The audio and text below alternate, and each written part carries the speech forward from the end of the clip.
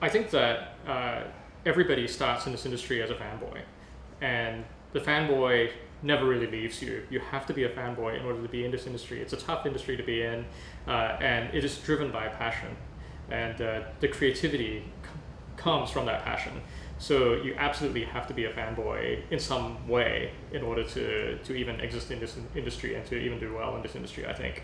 But I think a lot of the problem that I see amongst artists, and I've worked with many artist friends, over the last 15 years, and one of the biggest issues that I see is few artists actually make that leap over to becoming thinking more about the business and the craft and the aspects of how they fit into this ecosystem, because at the end of the day, this industry that we're in is the business of creativity. So there is a commerce aspect to it, and to be a professional, you have to understand where you fit within that ecosystem and how you can drive value within that ecosystem. And so I think it's very valuable for all artists and even students and emerging artists to really think about that and to start looking at it from a business angle, and okay, where can I add value in this? How does this work? Where is the flow of money actually happening?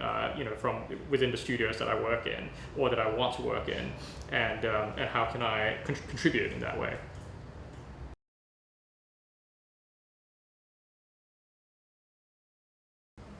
I started in this industry as a teenager. Really, I wanted to.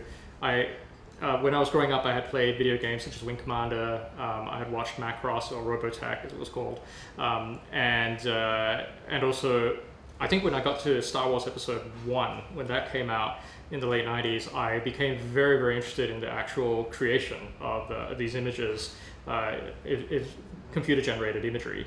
And that was when I began to really look into, and I think around this time as well, like a lot of the software was becoming more accessible. For example, 3D Studio Max 1 came out, and that ran on Windows NT, so you didn't need a silicon graphics machine to do that. And so as the tools became more accessible, I really wanted to get into the industry. And so I just began to pick it up myself. At the time, there were no schools like 3D Sense. You really had to just learn it and go along with it. So I really wanted to become an artist in the industry. But what ended up happening, I was in Adelaide, Australia at the time, and there was really nothing there in terms of industry. There was no ecosystem to help me to move along.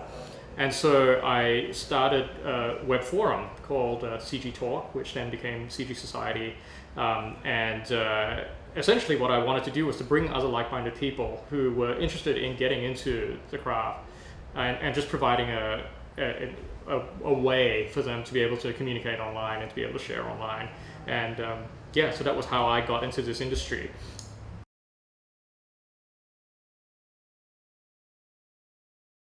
After I created CG Society and worked with that for a number of years, it was time for me to move on, and I ended up working at Softimage, and which became part of Autodesk. So I worked there I worked altogether for Softimage and Autodesk for about 4 years, and then I became and while I was there, I became a product marketing manager for XSI, and then at Autodesk I was a games product marketing manager for all the games products. And what that really taught me was a lot more about how the industry worked from an economic angle and from a business angle, and I began to see began to do proper market analysis into various areas of the industry, and that gave me a very fresh insight into what was actually going on in the industry.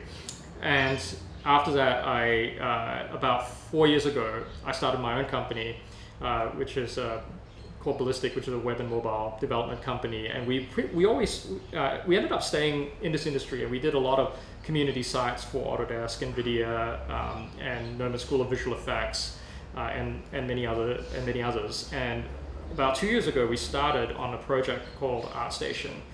I kept hearing the same things over and over again, in that artists kept coming to me and saying, "Hey Leo, how do I profile myself online, or how do I build myself a website so that employers can see it, and so that I can find a job and in some cases they were also like wanting to make money. And what was interesting was that there were already many solutions out there. There were sites where you could post your artwork, and it was part of a community site or whatever. There were many of those. CG Society, when I was there, it obviously did that already.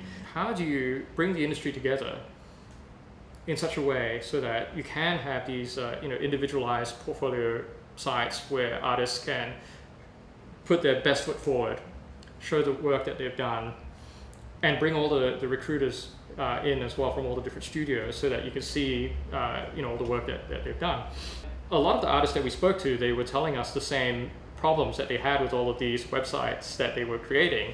The big one was that they never updated them, so they would go all out, create the website and put it up there, but then they wouldn't update them because nobody was looking at them.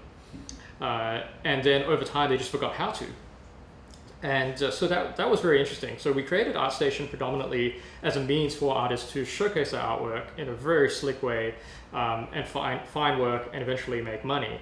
And so I think that that has really worked. I mean, in the last year, we've seen ArtStation just grow phenomenally as a result of being able to satisfy some of those needs. And I think that as we roll out more features that cater to that, I think that it's going to grow even more.